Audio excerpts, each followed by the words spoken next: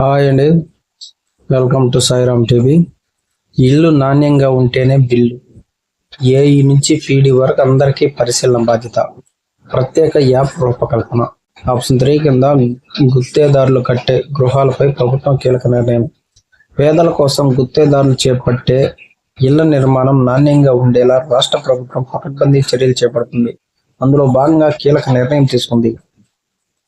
ఇల్లు నాణ్యంగా ఉంటేనే ఇకపై బిల్లులు చెల్లించనుంది. వైకాపా ప్రభుత్వ హయాంలో కాలనీల్లో ఆప్షన్ 3 కింద గుత్తేదారులు నాణ్యత లేకుండా నాసిరకంగా ఇళ్ల నిర్మాణం చేపట్టారు. చాలా చోట్ల పూర్తి కాకుండానే పునాదులు చెదిరిపోయాయి, గోడలు దెబ్బతిన్నాయి. ఇలా నిర్మాణాలు నాసిక్గా ఉన్న గతంలో గుత్తేదారులకు బిల్లులు చెల్లింపు యథేచ్ఛగా కొనసాగింది. ఇకపై ఇళ్ల నిర్మాణం నాణ్యంగా ఉంటేనే బిల్లులు చెల్లించాలని కూటమి ప్రభుత్వం తాజాగా నిర్ణయించింది. తూతూ మంత్రంగా కొడితే కుదరదని తేల్చి చెప్పింది. జిల్లా స్థాయి నుంచి మండల స్థాయి అధికారి వరకు అందరికీ తనిఖీ బాధ్యతను అప్పగించింది. వారు ధృవీకరించాకే బిల్లులు విడుదల కానున్నాయి.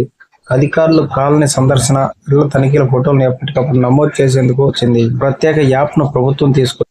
కొన్ని చోట్ల ఆప్షన్ 3 కింద కాలనీల్లో గుత్తేదారులు చేపడుతున్న ఇళ్ల నిర్మాణ తీరును పరిశీలించకుండానే పూర్తయినట్లు క్షేత్రస్థాయి అధికారులు ఆన్లైన్లో బిల్లులు అప్లోడ్ చేస్తున్నారు. కాలనీలకు వెళ్లి పరిశీలించే బాధ్యతను గ్రామ వార్డు సచివాలయంలో ఇంజనీరింగ్ అసిస్టెంట్ చూస్తున్నారు. అప్పుడప్పుడు గృహ నిర్మాణ శాఖ అధికారులు వెళ్లి పరిశీలిస్తున్నారు. నాణ్యత సరిగా లేకున్నా వారు పట్టించుకోవడం లేదనే విమర్శలు ఉన్నాయి. దీన్ని అరికట్టేందుకు గృహ నిర్మాణ శాఖకు చెందిన ఏఈ స్థాయి అధికారి నుంచి పీడీ, డిహెచ్ వరకు క్షేత్రస్థాయి వెళ్లి పేదలకు గుత్తేదారులు నిర్మించి ఇస్తున్న ఆప్షన్ 3 ఇళ్ల నిర్మాణాన్ని పరిశీలించాలని ప్రభుత్వం స్పష్టం చేసింది. స్థానికంగా ఉండే ఏఈ తన పరిధిలో నిర్మితమైన గృహాలకు ఆన్లైన్లో బిల్లు పెట్టాలంటే అన్ని ఇళ్లు 100% పరిశీలించాలి.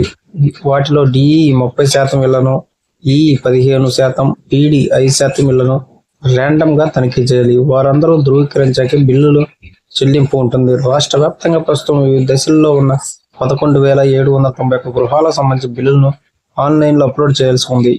ఈ ఇళ్ల నాణ్యతను పరిశీలన ఇప్పటికే అధికారులు ప్రారంభించారు. థర్డ్ పార్టీతోనూ తనకి ఓవైపు అధికారుల పరిశీలన కొనసాగుతుండగానే మరోవైపు రాష్ట్ర వ్యాప్తంగా ఆప్షన్ 3 కింద చేపట్టి వివిధ దశల నిర్మాణాలు పూర్తి చేసుకున్న 2.2 లక్షల గృహాలకు థర్డ్ పార్టీతోనే ప్రభుత్వం తనిఖీ చేయనుంది. తనిఖీ చేపట్టే సంస్థ ఎంపిక ఇప్పటికే టెండర్లు పిలిచింది.